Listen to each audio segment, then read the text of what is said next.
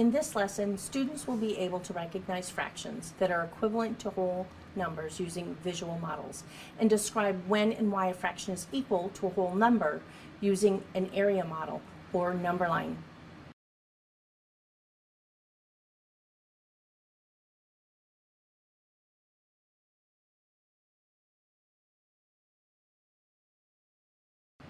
Any number may be written as a fraction. And more importantly, a fraction is a number, not two numbers separated by a fraction bar. So far, students have learned to name the fraction shaded in a whole. In my rectangle here, 1/2 is shaded, and a student would write 1/2.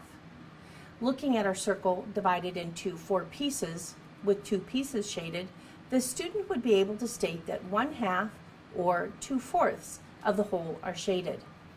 They also know that 2/4 combined with the remaining 2/4 is equal to 4/4, or the 1 whole. They should also be able to represent that whole and know that each fourth, 1/4, 1/4, 1/4, 1/4, equals 4/4 or 1. Furthermore, each piece of the whole is a unit fraction. Unit fractions are identified by the 1 in the numerator of a fraction. In this lesson, students will be expanding their use of fractional notation to include numbers greater than 1. Some students may believe that fractions are always smaller than 1. So we will use number lines and area models to expand their understanding of fractions as numbers. Let's use an example of a bakery where there are assorted pies and cakes for sale.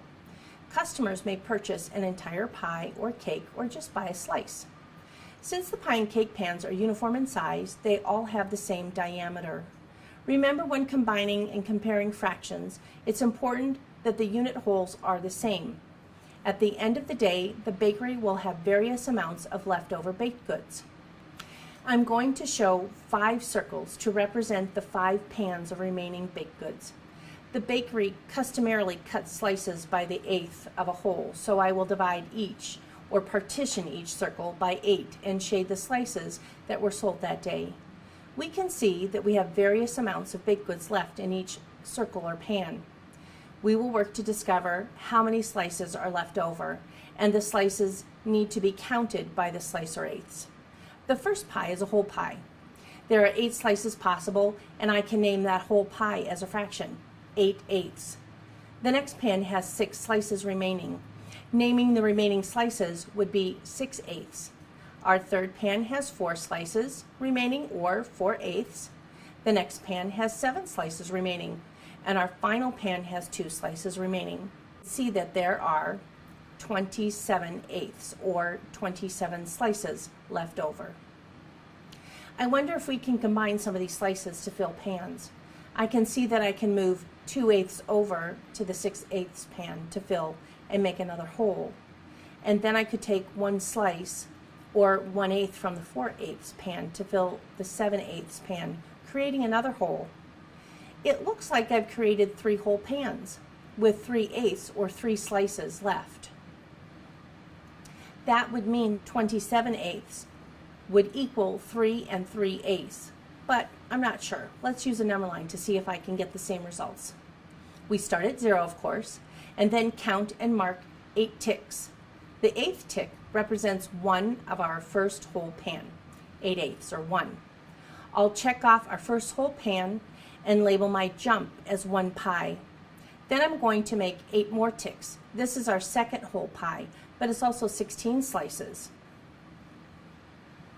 Now another 8 ticks, and our third pan is represented with 24 slices accounted for so far. I'll mark out 8 more ticks, or 32/8, but I only have 3 slices remaining in the last pan, so I'll label that jump as 3/8. Adding up all our jumps, I have 1, 2, 3, and 3/8. What do you know? I got the same answer twice. In this lesson, students have recognized and labeled fractions that are equivalent to whole numbers. We have used area models, numbers, equations, and number lines to show and explain our mathematical thinking. Remember, fractions are numbers too, not just pieces of numbers, and can be represented as a number greater than 1. We know that a student is successful when he or she can model a fraction greater than 1 using area models, number lines, and equations to accurately explain their thinking.